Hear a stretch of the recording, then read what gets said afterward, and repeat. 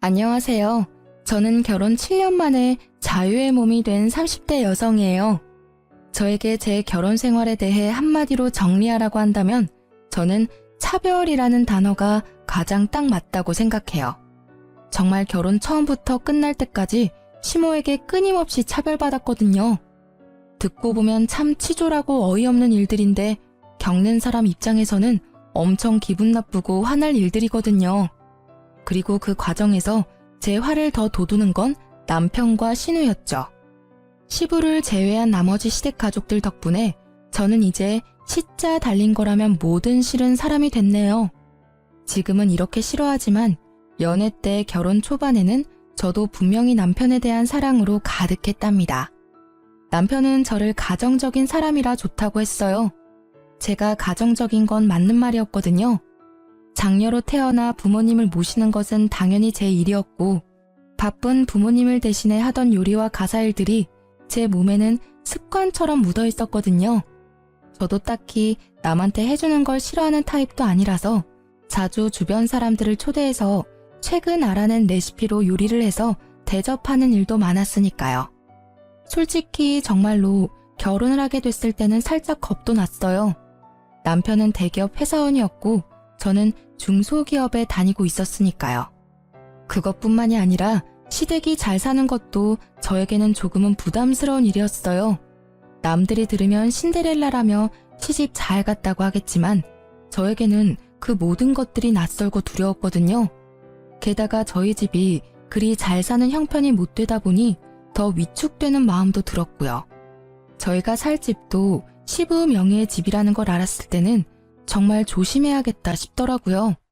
물론 저도 사람인지라 기분이 좋기는 했지만 그것도 잠시뿐이었어요. 바로 남편의 시댁 사랑 때문이었는데요. 그것도 시모와 신우에게 절절 매일 정도로 가까이 한다는 거였어요. 시부는 무서워하면서 말이죠. 그리고 저의 고민은 시모의 차별 때문에 생기기 시작했어요. 별것 아닌 일들이긴 하지만 눈에 띄게 저와 신우를 차별하는 일들이 많아졌거든요. 명절 같은 때에도 신우에게는 명품 스카프를 선물해주던 시모가 제게는 양말 세트를 선물해준다거나 신우 경조사에는 몇십만 원씩 하던 시모가 저희 친정 경조사에는 항상 5만 원만 하시더라고요. 그런 일들이 쌓이기 시작하니까 나중에는 걷잡을 수 없을 만큼 앙금이 쌓이더라고요.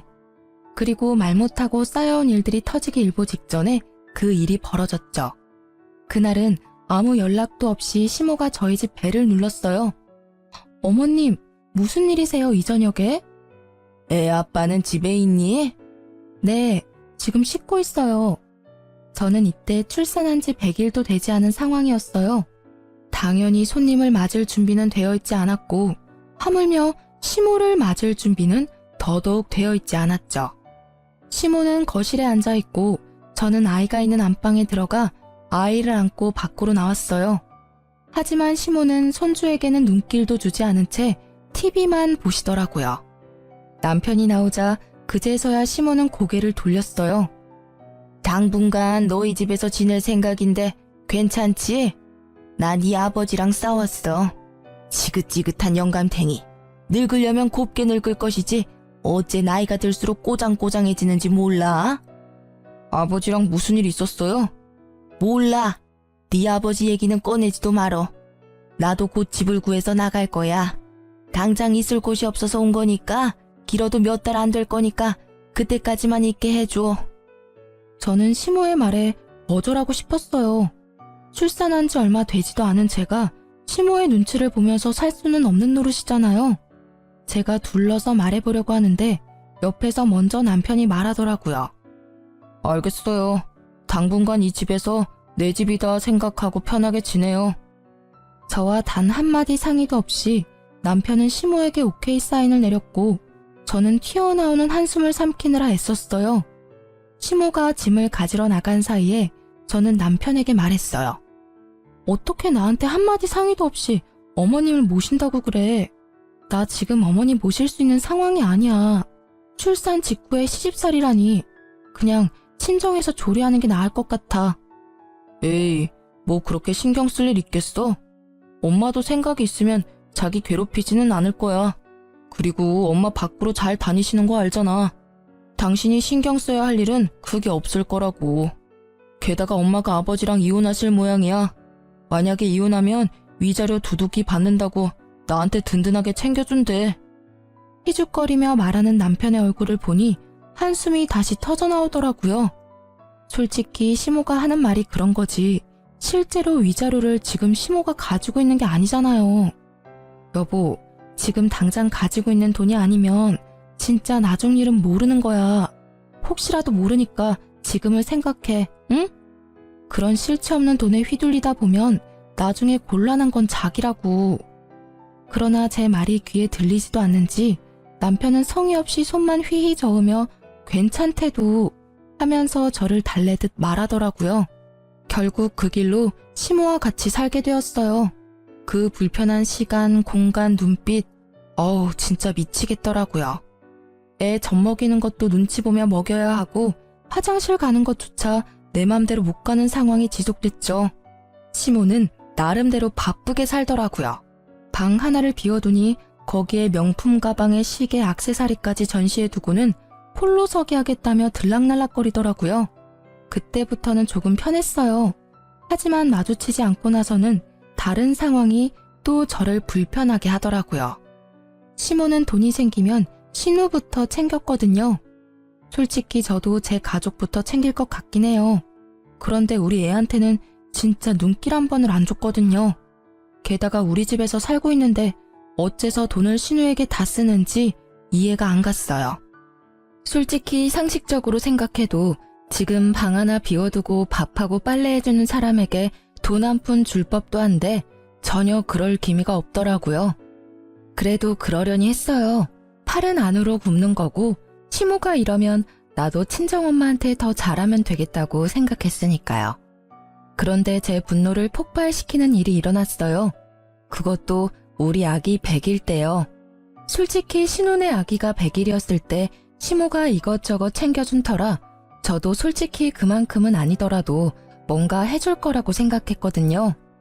그런데 막상 100일이 되니 코빼기도 보이지 않더라고요. 가족끼리 조촐하게 하기로 한 건데 저녁 식사 시간이 다 되도록 아무도 들어오지 않더라고요. 기다리다 지쳐 그냥 나라도 애 100일 챙겨줘야겠다 싶어 냉장고 문을 열었어요. 그런데 아침 일찍 일어나서 해둔 아기 100일상에 올릴 음식이 하나도 없더라고요. 애만 먹는 게 아니니 찜갈비며 잡채며 미역국까지 해놨는데 음식이 사라져 깜짝 놀랐어요. 저는 음식의 행방을 찾다가 시모가 생각났어요. 우리 집 냉장고에 손댈 수 있는 사람은 3분이니까요. 남편에게 연락하니 역시 신우 집에 있다고 하더라고요. 저는 신우 집에 찾아갔어요. 갔더니 세상에 제가 만든 음식들을 신우 내외랑 아이들이 다 먹어버렸더라고요. 찌끄러기만 남은 제 반찬통을 보니 열이 치솟았어요. 당신은 왜 여기 있어? 우리 애 100일인 거 내가 아침에 말했지. 일찍 들어오라고 했는데 여기서 뭐 하고 있는 거야? 어머니가 여기 계셔서 모시고 가려고 했지. 그런데 왜 이렇게 화가 났어? 그럼 화 안 나게 생겼어? 사람들은 코빼기도 안 보이지. 내가 만든 음식은 다 사라졌지. 어머님, 어떻게 우리 애 100일에 쓸 음식을 말도 없이 홀라당 가져가실 수가 있어요. 어머, 얘 말하는 것 좀 봐. 네 애만 중요하니? 나한테는 우리 딸 손녀도 귀해, 응? 너보다 내 새끼 뱃속에서 나온 애가 더 귀하다고. 너도 설마 내가 지금 돈 없고 백 없다고 나한테 뭐라 하는 거니? 너 그렇게 안 봤는데 정말 저속하다, 응? 어머님이 돈이 없기는 왜 없으세요? 그만한 명품들 있으면 웬만한 집 한 채 정도는 나오잖아요. 근데 이 상황이 정말 웃기잖아요. 내 새끼 음식 차려놨는데 어머님이 음식을 다 가져갔으니까 제가 화내는 건데 왜 이야기가 거기로 튀어요? 제 딸 음식을 대체 왜 가져가셨냐고요? 어머, 반찬 좀 가져갔다고 시어머니를 잡네 잡아. 꼴랑 몇 개 가져온 거 가지고 이 난리를 쳐? 그 반찬 몇 개를 만든 건 저잖아요. 게다가 신우한테 그렇게 퍼다 주시는 거 이해하거든요? 그런데 인간적으로 제가 만든 것까지 여기 가져오시는 건 좀 아니죠. 제가 어머님 밥 차리고 빨래하고 청소까지 다 해드리는데 이런 식으로 신우하고 차별하시는 건 너무하지 않아요? 게다가 손주들까지 차별하시잖아요. 차별이라니? 나는 없이 사는 너희 올케가 눈에 밟혀서 이러는 거야. 그리고 차별을 한들 네가 뭔데 나한테 그런 소리를 해? 네가 우리 집 사람이니? 넌 부혜자잖아. 없이 사는 신우요? 우리 집보다 평수도 넓은 데다 애도 하나뿐이고 남편은 돈 잘 벌어서 일도 안 하는 신우가 없이 살아요? 왜 이래 당신? 그만 좀 해. 왜 이렇게 심술궂게 굴어? 그것도 누나 집까지 와서. 너도야. 넌 도대체 어느 집 가장이니? 애 100일에도 늦도록 남의 집에 가 있는 네 꼴은 정상이냐? 애 100일상 뺏긴 걸 버젓이 보고도 누나 집에서 있는 게 좋으면 그냥 누나 집에서 지내. 어머님도 마찬가지고요. 저는 집에 돌아와서도 화를 삭히지 못했고 복수를 하기로 했어요. 그냥 시모가 나갔으면 하는 마음으로요. 시모 생일이 하루 앞으로 다가왔을 때 저는 시모가 보는 앞에서 음식을 가득 했어요. 꼬막, 조기, 찜갈비에 전까지. 아침부터 점심까지 꼬박 음식을 만들었는데 시모가 제 앞에서 한마디 하더라고요. 내 생일이라고 챙기는 건 좋은데 그렇다고 저번에 내가 화낸 일이 풀릴 거라고 생각하지는 마. 네가 이렇게 아양을 떨어도 난 안 넘어가. 그 말에 저는 속으로 웃었어요. 그리고 시모가 방으로 들어가자 그 음식들과 반찬까지 탈탈 털어 친정으로 가지고 갔죠. 친정에서는 무슨 잔치하냐며 좋아하셨고 그렇게 먹고 즐기다가 저녁 무렵이 됐죠. 남편에게 전화가 오더라고요. 엄마 생일인데 어디서 뭐하고 있는데? 그리고 아침에 하던 음식들은 다 어디 갔어? 밥이라도 먹으려니 반찬이 하나도 없잖아. 아침에 하던 음식? 그건 죄주인 찾아갔지. 친정에 갖다 주려던 거였어. 집에 반찬 없으면 시켜 먹어. 당신 그걸 지금 말이라고. 됐고 빨리 들어와. 엄마 지금 쫄쫄 굶고 계시거든. 그러니까 시켜 먹으라니까. 나 오늘 늦게 들어갈 거야. 아니 아무리 그래도 시어머니 생일에 생일상도 안 차리는 며느리가 어딨어? 내 새끼 생일 음식 가져간 사람이 누군지 잊었어? 다들 자기 가족만 챙기는데 나도 내 가족 좀 챙길게. 뭐가 나빠? 그니까 나 찾지 말고 가족끼리 오붓하게 지내. 나도 가족끼리 오붓하게 지낼게. 저의 빈정거림에 남편이 먼저 전화를 끊었더라고요. 그러면 누가 무서워할 줄 알았나 봐요. 저는 실컷 놀고 저녁 늦게 집에 들어갔어요. 시모가 깨어있더라고요. 저를 보더니 역시나 한 소리 하셨죠. 시모 생일도 안 챙기는 며느리가 여길 왜 들어와? 어이구 내가 복이 없는 년이지. 생일에 미역국도 못 먹는 내가 무슨 복이 있어. 내가 전생에 뭔 죄를 지었길래 이런 생각 없는 며느리가 집에 들어왔나 몰라? 어머님, 섭섭해하지 마세요.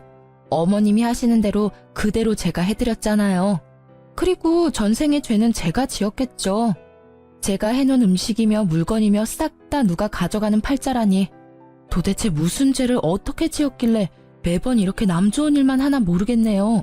그쵸? 한껏 빈정거리는 제 말에 시모는 부들부들 떨며 말을 잇지 못하더라고요.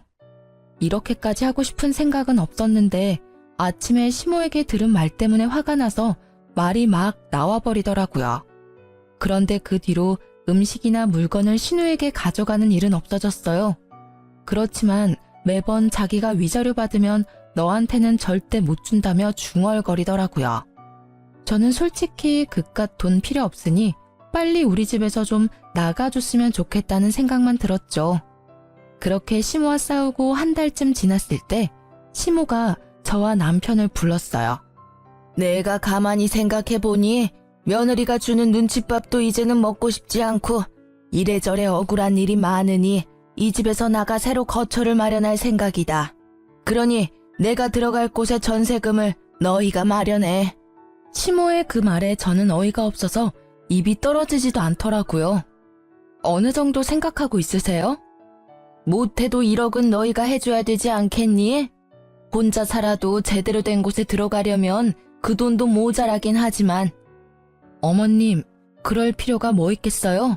차라리 그냥 집에 돌아가시는 게 괜찮을 것 같은데요. 솔직히 각 방 쓰는 거나 별거나 뭐가 달라요? 이번 기회에 가서 이혼 결정 지으면 될 것 같은데. 난 그 집엔 절대 안 들어가. 내가 미쳤니? 그 양반이랑 다시 얼굴 마주하게? 그럼 아가씨 댁은 어떠세요? 어머님이 많이 좋아하시고 또 편애하시잖아요. 그쪽으로 가면 딱 좋을 것 같은데요.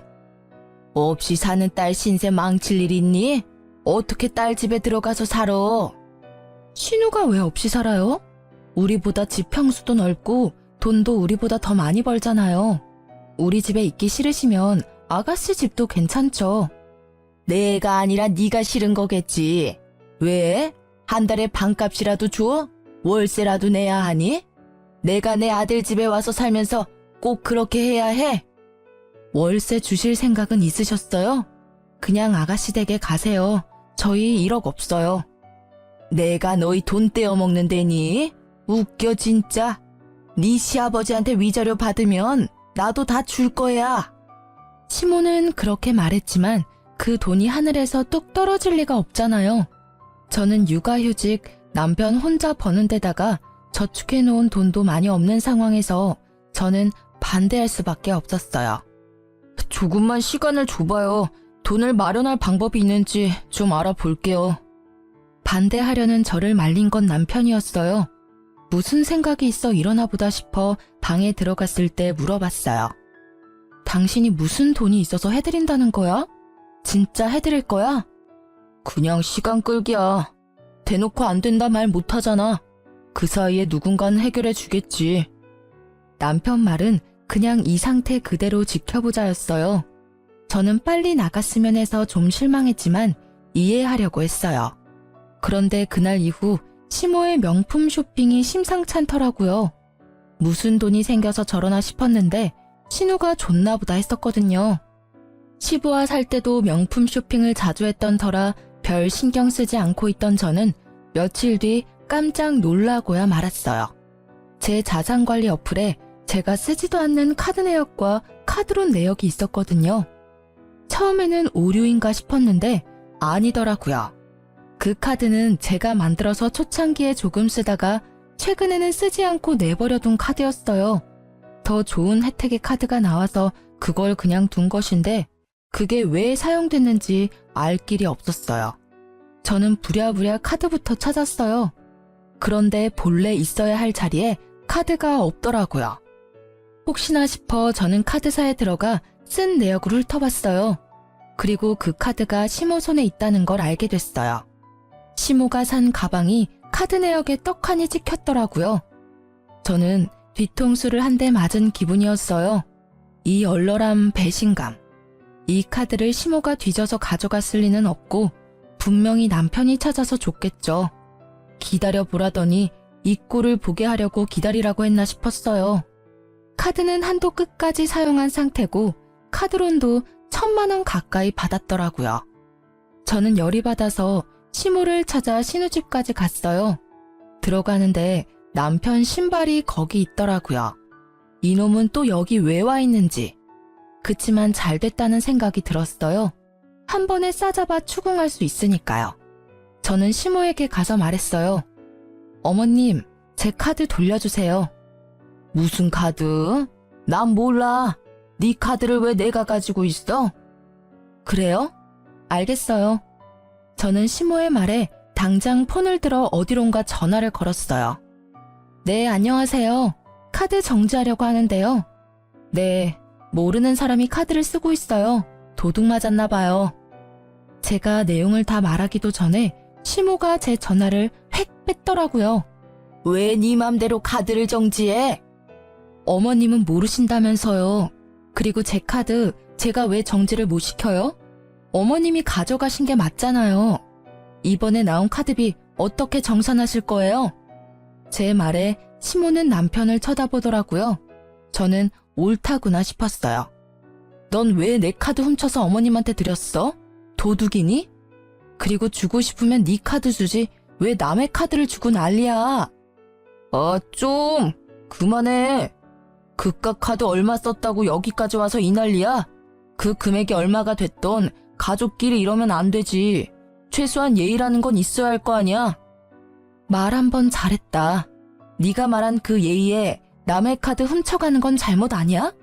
이 집구석에서 내가 차별받은 게 한두 번이 아니었는데 이건 상황이 다르잖아.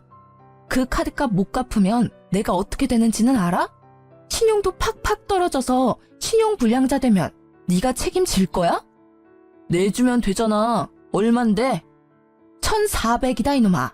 카드값이 400에 카드론이 1,000이야. 제 말에 남편이 깜짝 놀라 시모를 쳐다보더라고요. 위자료 나오면 다 갚아줄게.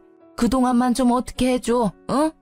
위자료 받으면 그 정도는 푼돈이야. 지금 그 푼돈이 없잖아요. 그 위자료는 대체 언제 받으시는 건데요? 아니, 아버님이랑 이혼하실 마음은 있으세요? 실체도 없는 돈을 믿고 이렇게 큰 돈을 쓰시면 그걸 갚아야 하는 사람은 어떻게 되는데요? 지금 당장 메워야 하는데. 옳게, 너무한 거 아니야? 엄마가 어련히 알아서 쓸 때 썼겠지. 쓸 데 없는데 돈 쓰고 막 그럴 리 없잖아. 시어머니한테 그 정도도 못 해주는 거야? 거드는 시누의 말에 저는 열이 한 단계 더 올랐어요. 그런데 머리는 더 차분해지더라고요. 그럼 아가씨가 카드값 내시면 되겠네요. 어머님이 사용하시는 돈의 절반이 아가씨 댁에 돈 쓰는 거잖아요.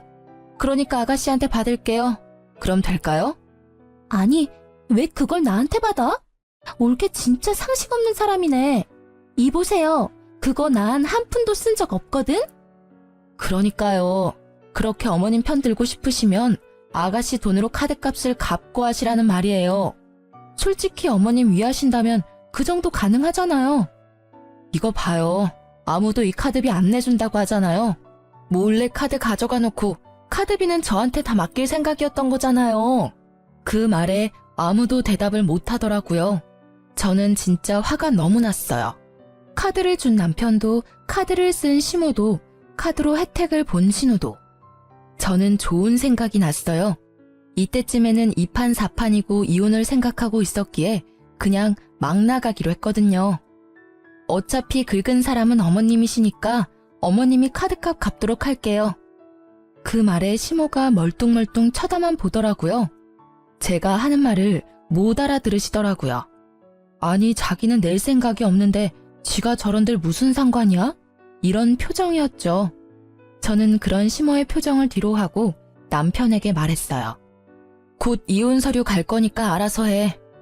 남편이 뒤에서 소리쳤지만 저는 무시하고 집으로 돌아왔어요. 집에 돌아와서 제가 한 첫 번째 일은 시모 방에 있는 명품 액세서리와 시계, 가방을 싸그리 담는 거였어요. 그리고 그걸 다 전당포로 가져갔어요. 요새 젊은 사람들이 고가의 전자기기나 명품 가방을 맡기고 돈을 빌린다고 하더라고요. 저도 그렇게 전당포에서 돈을 빌렸어요. 그것들을 다 맡기니 카드값보다 좀 더 나오더라고요. 명품 가방 같은 건 원래 그렇게 크게 쳐주지는 않는데요. 시간이 지나면 또 값이 떨어지기도 하니까요. 다 팔고 나온 전당포 앞에서 저는 카드사에 전화해서 카드빚부터 싹 다 갚아버렸어요. 그리고 홀가분한 마음으로 집으로 갔죠. 집에 갔더니 시모가 흥분해 있는 상태더라고요. 이제껏 이런 모습은 본 적이 없을 정도로요. 그 모습을 만든 게 저라는 사실에 참을 수 없이 통쾌해서 웃음이 났지만 꾹 참았어요. 너 미쳤니? 미치지 않고서야 어떻게 남의 물건을 가져다가 함부로 팔 수가 있어? 내 물건 다 어디 갔어? 어디 갔냐고? 걱정 마세요. 그 물건들 다 전당포에 맡겼어요. 그리고 받은 돈으로 카드값 다 갚았고요.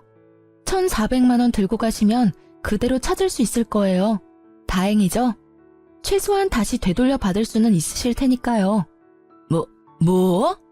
이 피도 눈물도 없는 년, 어떻게 그걸 다 가져가서 맡길 수가 있어? 내 물건을 마음대로 가져갈 권리가 너한테 있어? 그럼 제 카드 마음껏 쓸 수 있는 권리는 어디 있었는데요? 피도 눈물도 없어요. 그 말 그대로 돌려드릴게요. 어떻게 육아휴직 중인 며느리 카드 펑펑 쓰고는 안 갚을 생각을 하세요? 저와 시모가 싸우는 걸 보자 남편은 제 손목을 붙잡더니 이야기 좀 하자고 돌려 세우더라고요. 너 진짜 너무하다. 이혼 이야기도 그렇고 어머님 일도 이렇게 일방적으로 모든 일을 해결하려고 해. 내가 알아서 다 해결했을 텐데 왜 일을 크게 벌려? 네가 더 너무하지. 네가 하는 말은 다 너 스스로한테 해야 하는 말 아니야? 누가 들으면 고해성사인 줄 알겠네. 그렇게 시모와 신우가 좋으면 그 집 가서 살아. 여기 있는 처자식 다 무시하는데 네가 아빠고 남편이야? 해결? 네가 뭘 해결해 줄 수 있는데? 아까 그럼 카드값 누가 갚아줄 거냐고 물었을 때 왜 대답도 안 했어? 갚을 생각이 없었으니까 그랬던 거 아냐? 가족이잖아. 당신이 힘들면 나도 도와주려고 할 거야. 이번 일도 그래. 힘든 엄마 생각해서 한 일이야. 그걸 왜 그렇게 비꼬아서 생각하는 건데? 그건 네 생각이겠지. 비꼬아서 생각한다고? 너는 그럼 상식적으로 생각을 좀 해. 솔직히 나는 이혼? 소송으로 가도 상관없어. 난 잘못한 거 하나 없으니까. 내 카드 몰래 가져다 심어준 당신 잘못이 더 크거든. 그러니 당신이 나한테 위자료 주는 건 정해진 결과야. 그러니까 당신이 어머님 잘 모시고 살아. 나는 소송 진행하는 동안 친정 갈 거니까. 그 마지막 말을 듣고서야 남편의 정신이 돌아오는 듯 보였어요. 그 눈빛에 당황함이 가득했거든요. 제가 없으면 누가 시모 밥하고 빨래해줘요? 시모는 시부집에서 가정부가 해주는 대로 살았으니 살림은 하나도 모르거든요. 잠깐만. 당신이 집 나가면 누가 어머니를 모셔? 안 돼. 이혼은 절대 안 돼. 내가 이혼할 만큼 잘못한 건 아니잖아. 잘 생각해봐. 아버지랑 어머니 이혼하면 위자료 빵빵하게 나와. 우리한테도 얼마 떨어지겠지. 근데도 진짜 이혼할 거야? 난 돈 필요 없어. 지금 당장 가정부가 필요하면 용역업소에 연락해. 저는 그렇게 말을 던지고는 그 자리에서 바로 시부에게 전화했어요. 아버님, 찾아뵙고 말씀드려야 하는데 지금 경황이 없어서요. 저희 부부 이혼하려고요. 제 전화에 시부는 가족 전원을 집으로 부르셨어요. 한 번은 거쳐야 할 일이었죠. 시부는 아무것도 모르는 눈치였어요. 저는 시부에게 그간 있었던 일들을 모두 설명했어요. 제 이야기를 듣던 시부의 얼굴이 벌겋게 일그러지더라고요. 그리고 그와 반대로 시모의 얼굴은 헬쓱하게 질렸고요. 이 여팬네가 이혼 전에 별거 하자고 하더니 기어이 아들 집에 기어 들어갔어? 아니 얻어먹으려고 갔으면 조용히 잘 있을 것이지. 왜 분란을 만들어서 애들 이혼 이야기까지 나오도록 만들어? 내가 왜? 뭘 잘못했어요? 그래, 100번 양보해서 내가 잘못했다고 쳐. 그런데 내 물건 가져다가 멋대로 판 며느리도 잘못했잖아요. 근데 왜 나한테만 난리예요? 아버님, 그 물건 판 거 아니고 전당포에 맡긴 거예요. 그 돈으로 제 카드빚 갚았고요. 결제일이 코앞이라 어쩔 수 없는 선택이었고, 사실 그 카드값만큼 가져가면 다시 되돌려받을 수 있어요. 그러니 엄밀히 따지자면 판 건 아니죠. 옳게. 아무리 그래도 사람 물건을 마음대로 가져갈 필요가 있었어? 아가씨, 그렇게 어머님을 위한다면 지금 당장이라도 전당포에 맡겨놓은 명품 다 찾아오시면 되잖아요. 본인 돈으로. 어머님 목숨보다 소중한 거라잖아요. 딸이 돼서 그것도 못 해줘요? 그것보다 배는 받아오셨으면서. 제 말에 결국 시모도 신우도 입을 꾹 닫더라고요. 신우는 시모 명품을 되돌려줄 생각도 없어 보였고요. 본인이 할 수 있는 게 아니면 남한테 그걸 강요하지 마요. 아시겠어요? 이거 봐요. 내가 이 꼴을 보고 살아야 해요? 당신이 위자료를 계속 적게 말하니까 내가 이혼을 못 하잖아요. 빨리 내가 원하는 만큼 해주고 이혼해줘요.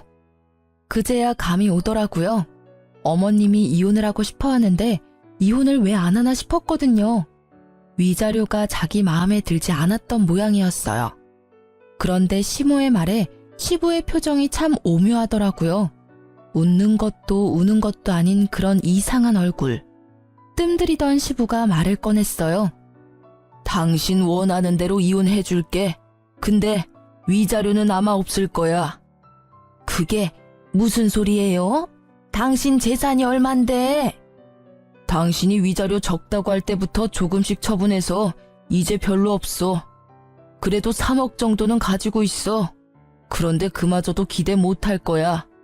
내가 당신이랑 이혼하려는 게 당신 사치랑 낭비 때문이었거든. 근데 이거 봐봐. 자식들 이혼까지 하게 만들었으니 당신은 유책 배우자인데다가 며느리한테 위자료를 줘야 할지도 모를 사람이 됐어. 내가 재산을 나눠도 당신한테 돌아갈 몫에서 위자료를 다 빼면 얼마 안 남아. 그 말에 시모의 얼굴이 새파랗게 질리고 남편과 신우의 얼굴도 당황함으로 말을 못하더라고요. 실체 없는 돈을 믿었던 남편과 신우의 벙찐 표정이 압권이었어요. 저는 두 사람의 얼굴을 보며 속으로 한참 웃었어요. 당신 거짓말이죠? 설마 그 돈 땅 다 팔았어요?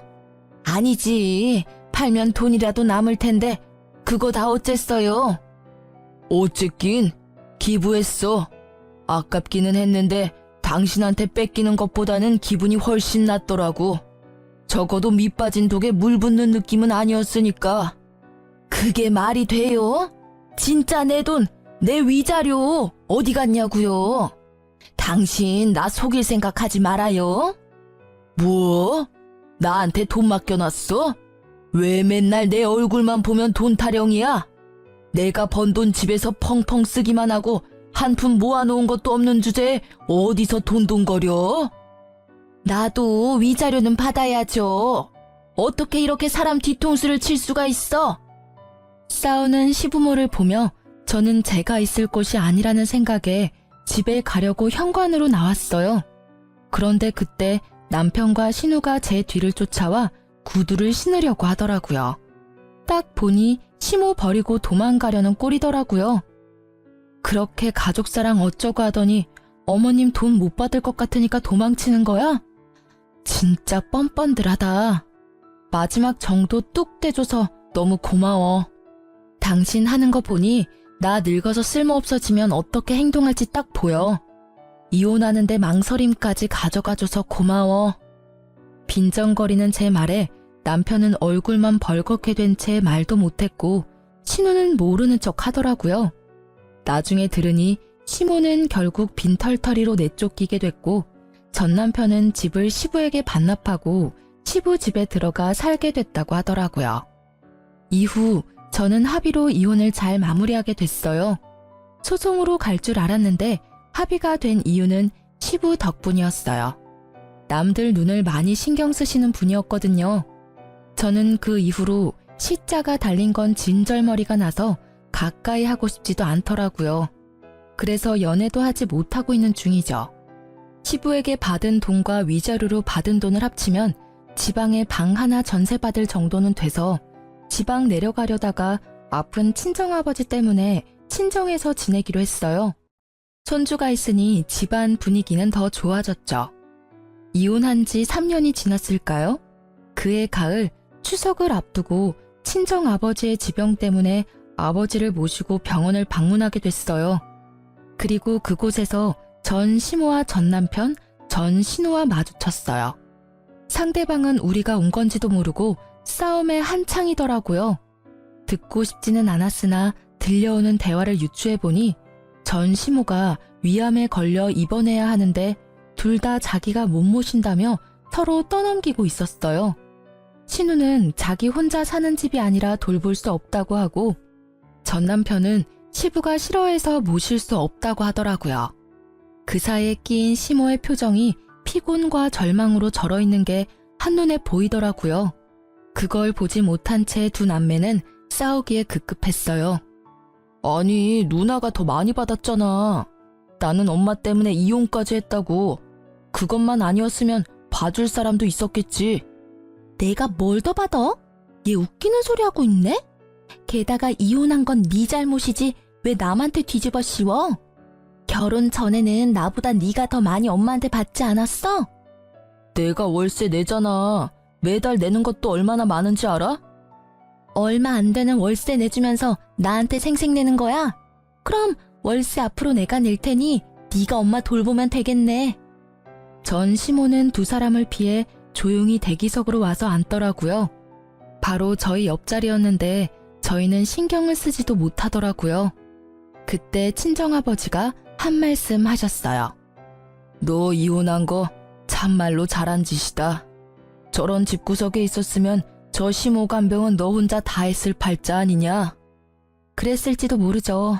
근데 지금은 저 집 식구 아니잖아요. 그제서야 시모는 저희를 눈치챈 듯 하더라고요. 순간 깜짝 놀라던 얼굴이 곧 팔짱을 낀 아버지와 저를 보더니 부러움으로 물들어가는 게 보였어요. 큰 병 얻은 건 유감입니다만 긴 병에 효자 없는 거 아시죠? 본인 앞날은 본인이 잘 챙겨야 하겠네요. 친정 아버지의 말에 전 시모가 눈시울을 붉게 적시며 말하더라고요. 그러게나 말이에요. 내가 무슨 짓을 했는지. 며느라가 내가 참 잘못했어. 내 배 아파 낳은 자식들이 아픈 엄마 안 돌보려고 싸우는 걸 보니 이 세상 헛살았다는 생각밖에 들지 않아. 네가 있었으면 이런 비참한 꼴도 당하지 않았을 텐데. 누구든 그 집에 며느리가 있으면 며느리만 죽어났겠죠. 그렇게 애지중지 자식들만 챙기면 뭐해요? 인간들이 돈 없는 엄마는 이제 엄마로도 안 보는데. 마음을 좀 더 곱게 쓰셨으면 애초에 며느리 차별을 안 했으면 낙동강 오리알 신세는 면했을지도 모르죠. 그래, 다 내 잘못이고 다 미안해. 너 우리 아들이랑 다시 결혼해서 날 돌봐줄 수 없겠니?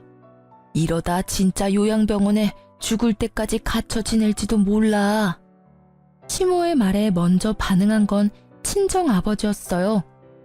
끔찍한 소리 그만하세요. 이게 무슨 경우 없는 소리입니까? 예? 남의 귀한 딸 데려가서 흠집 내놓고 만신창이 만든 거 사과는 못할 망정 이제와 제 몸 아프다고 우리 딸한테 수발 들라고 하는 게 말이 되냐고요. 세상에 어이가 없어서. 그쪽 집안에서는 우리 딸이 눈에 못 미쳐도 우리 집에서는 곱게 자란 귀한 딸이라고요. 사람이 염치라는 게 있으면 말이야 저런 소리를 하지 말아야지. 아프다는 걸 핑계로 어떻게 내 귀한 딸한테 말도 안 되는 요구를 할 수 있어요? 인간이 덜 됐지. 지금 시대가 어느 땐데 며느리한테 병수발을 시켜? 아니, 그걸 이유로 재혼을 하라니 말이 되는 소리를 해야 말이지. 친정 아버지의 분노가 하늘을 찌르더군요. 제가 처음에 이혼했다고 했을 때는 죽어도 그 집 귀신이 되어야 한다며 저에게 한 소리 하시던 아버지였지만 아버지도 시모의 말에 버럭하시고 말았던 거예요.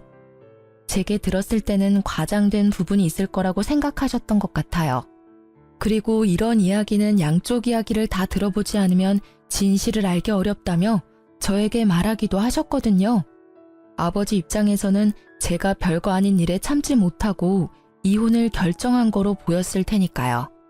그런데 직접 만난 시모의 생각보다 더 뻔뻔함에 아버지도 제가 한 말들이 모두 거짓이 아니라 진실이라는 걸 알게 되셨어요.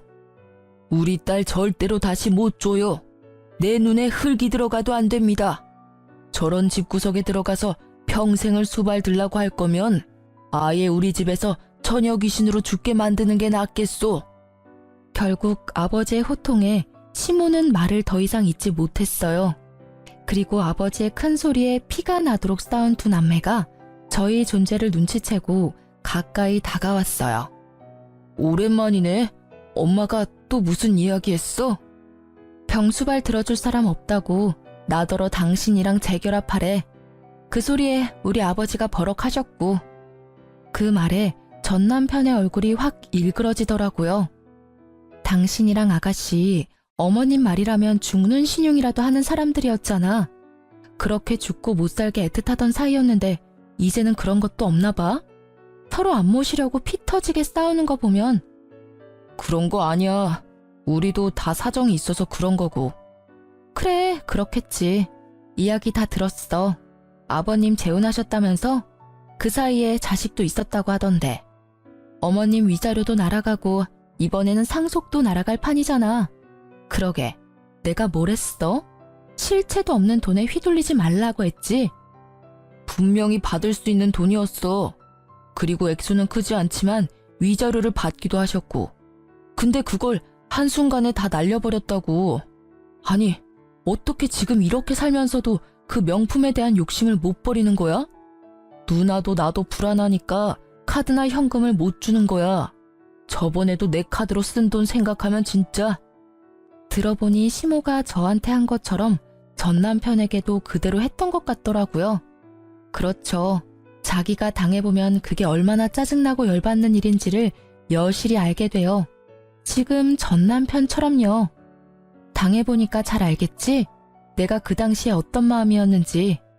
지금에 와서 꺼낼 이야기는 아니지만 말이야. 지금이라도 그 열받는 기분을 당신이 알게 돼서 참 기쁘다.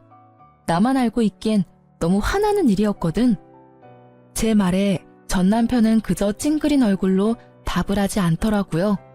입이 있으면 뭐해요? 할 수 있는 말이 없잖아요. 구구절절 제가 하는 말이 다 맞았으니까요. 게다가 시부는 그 내연녀와 자식에게로 재산을 모두 옮겨놨다고 하더라고요. 전 남편과 신우는 시모를 데리고 다시 나가더라고요. 그래도 남매가 같이 시모를 모시고 온 걸 보면 시모도 그렇게 자식 농사를 망치진 않았다고 생각했어요. 그런데 몇 달 후에 들린 소식을 들으니 제 생각이 잘못됐다는 걸 알게 됐어요. 두 사람은 참 끝까지 자기들 생각만 했고 시모는 자식을 잘못 키운 벌을 받았더라고요. 그렇게 애지중지 며느리랑 차별해가며 잘해준 자식 둘에게 버림받고 외면당한 시모가 요양병원에 들어갔다고 하더라고요. 전문병원에서 치료받아야 하는데 연세가 많다는 핑계를 대며 적극적인 치료를 피한다는 이야기를 들으니 딱하기도 하고 자기 묘자리 자기가 팠다는 생각도 들더라고요. 그 이후로 그 사람들의 소식을 들은 적은 없어요. 솔직히 더 이상 관여하고 싶은 생각도 없고요. 지금 저는 그 어느 때보다도 충만하게 하루를 보내고 있거든요. 처음에 이런 이유로 이혼을 했을 때는 내 인생에 내가 잘못된 줄을 그어버린 게 아닌가 하는 그런 생각도 들었었거든요. 내가 잘못된 선택을 한 건 아닐까, 좀 더 참았더라면 더 나은 미래가 그 어디쯤 있었을까 하는 생각이요. 그런데 만약 제가 이혼을 하지 않았다면 저라는 사람은 망가졌을지도 모른다는 생각을 해요. 그리고 이혼이라는 게 나쁜 것만은 아니라는 생각도 들고요.